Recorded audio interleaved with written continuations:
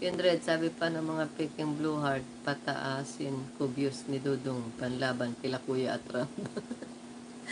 Patataasin ang views panglaban. Kasi napahiya sila kasi nilabasan sila ng ng most popular video ni Kalinga Prab. Panoorin niyo po yung yung kay Marilyn TV. Marilyn TV na reaction doon po sa ito. At ako tawa ng tawa. Gusto niya pong gusto niya pong masiyahan. Asa na Marilyn TV. Ano ba ang title nung na yun? Video na yun.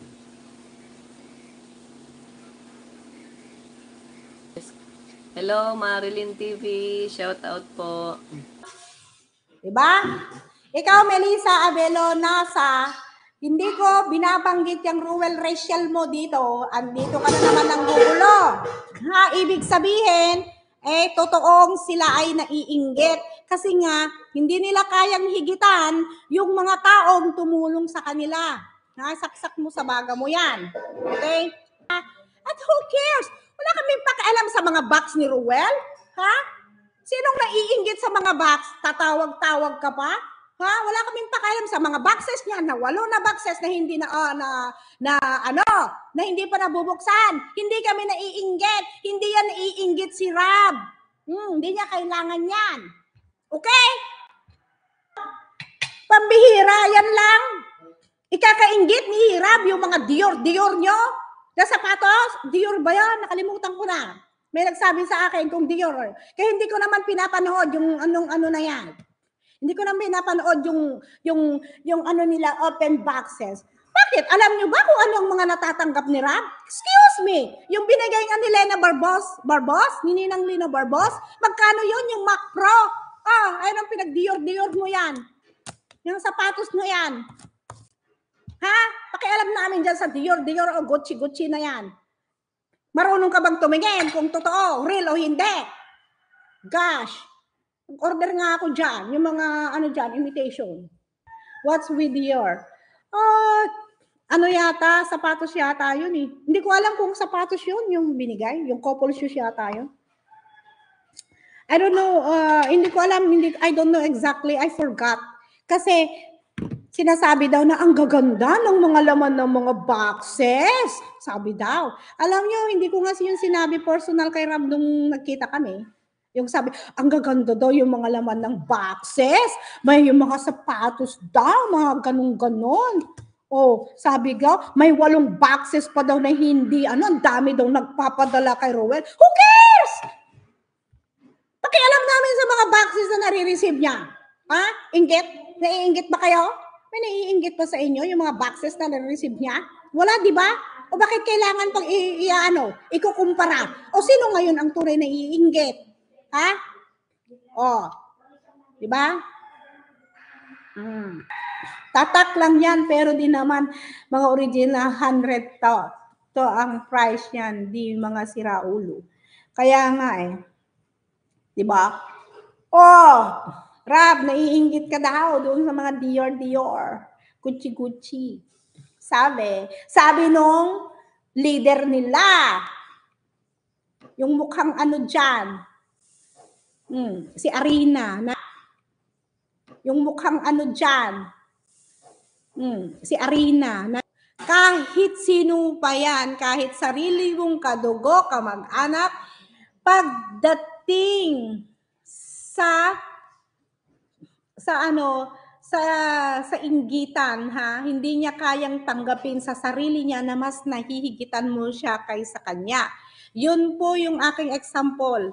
Kaya minsan, ang kadugo mo, yun ang mortal enemy mo. Ang lahat ng naitulong mo, hindi na yan maaalala. Ang naaalala niya lang ay kung paano kanya higitan at pabagsakin.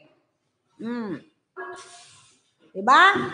Ikaw, Melissa Abelo, nasa, hindi ko binabanggit yung rural racial mo dito. Andito ka na naman ng gugulo. Ha, ibig sabihin, totoong sila ay naiinggit. Kasi nga, hindi nila kayang higitan yung mga taong tumulong sa kanila. Saksak mo sa baga mo yan. Okay? Kaya kung sinasabi nyo ngayon, nagagalit kami kay Ruel and Rachel, ha? Kasi kayo, hindi nyo matanggap na mas nakakahigit kami kaysa kanila. Whether you guys like it or not, marami pa yan kakainin ng bigas because you know why? Wala kayo ngayon tinatangkilik kung hindi dahil sa amin. Okay? Kaya mahiya-hiya kayo. Wag ako. Wag niyo akong inisin. Dahil pag ako, ang inano nyo, mariril talk kayo. Ha?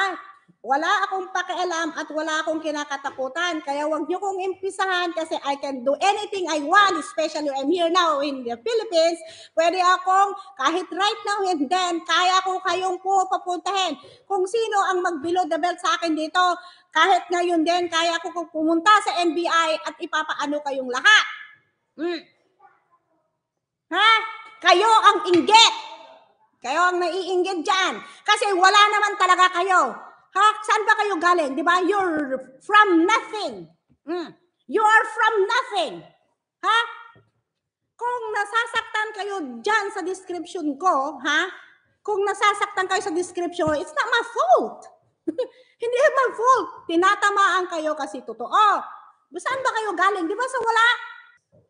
Watching from Norway, opinion ko lang kay Brooks na may hatred.